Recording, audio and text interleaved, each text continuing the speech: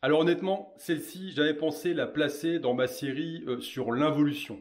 En fait, il y a une étude récente qui a été publiée en mai 2023 qui montre que seulement 13% des jeunes de 18 à 29 ans sont prêts à s'engager dans l'armée américaine.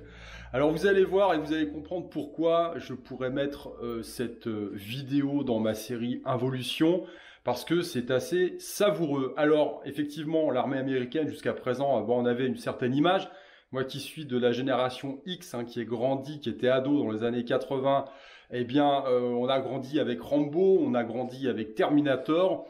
Et on va dire qu'aujourd'hui, le processus de recrutement est un petit peu différent. Il faut dire que le wokisme est passé par là et ça manque pas de piquant.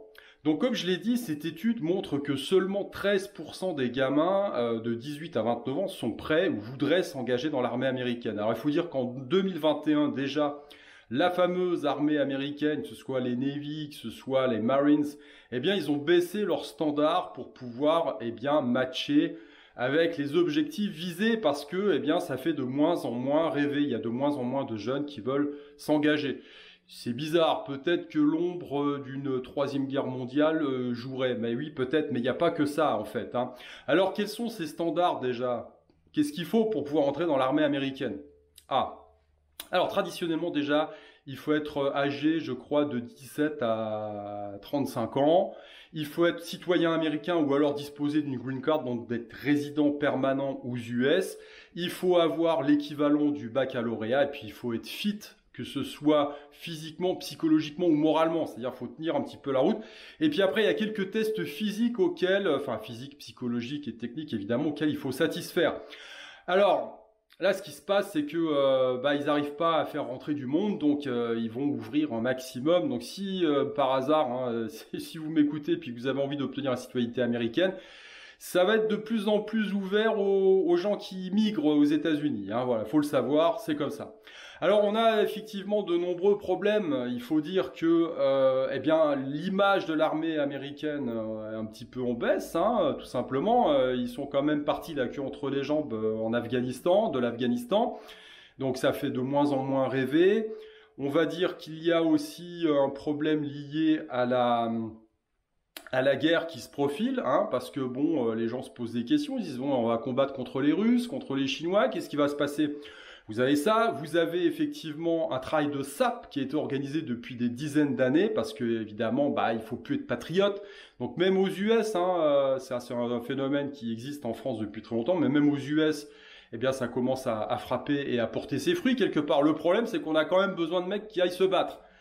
Alors c'est compliqué parce que d'autant plus aujourd'hui qu'on a cet agenda wokiste qui se développe de plus en plus. Figurez-vous maintenant que l'armée américaine, utilise des trans et des drag queens pour recruter. Oui, parce qu'il faut être inclusif.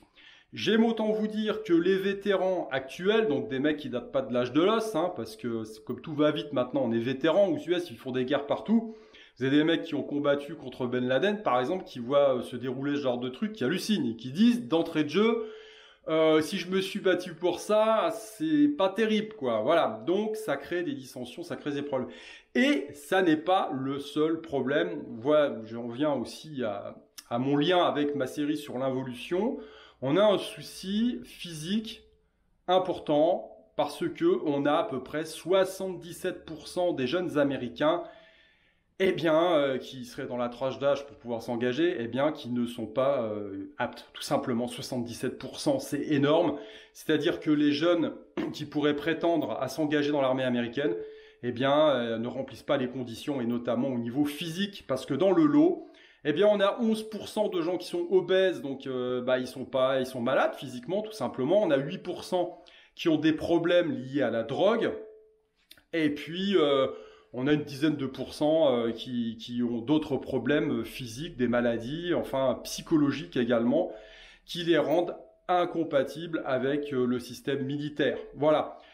Donc, écoutez, mes amis, si vous avez envie de vous engager, que vous rentrez dans les normes établies et que vous êtes potentiellement candidat à l'immigration aux US, là, il y a une fenêtre de tir qui s'ouvre. Alors, il faut voir ce que ça implique derrière, parce que je pense que les années qui s'ouvrent devant nous, Eh bien, elles vont pas être de tout repos, hein, ça va pas être sur les bases à jouer au baseball, hein, je pense que là, il va falloir besoin de combattants. Donc c'est peut-être pas forcément une super option si vous avez prévu de rester en vie dans les prochaines années. Mais bon, voilà, trêve de plaisanterie, c'est pas terrible. Effectivement, que le patriotisme foute le camp, bah, c'est normal, hein, le travail de SAP fonctionne. Maintenant que 77% des gamins en âge de pouvoir s'engager ne puissent pas le faire parce qu'ils sont inaptes tout simplement, là par contre ça craint un maximum. Donc eh bien écoutez, quand on est d'équerre, quand on est calé, eh bien on doit prendre le chemin inverse en bon contrariant, hein, c'est-à-dire qu'on doit être apte physiquement, apte psychologiquement et moralement. On en revient toujours à mon triptyque favori, hein. Et puis ce qui a été édicté par les philosophes grecs depuis longtemps, un esprit sain dans un corps sain. Voilà, bah écoutez, sur ce, je vais aller faire ma petite séance de sport. Je vous dis à plus, ciao.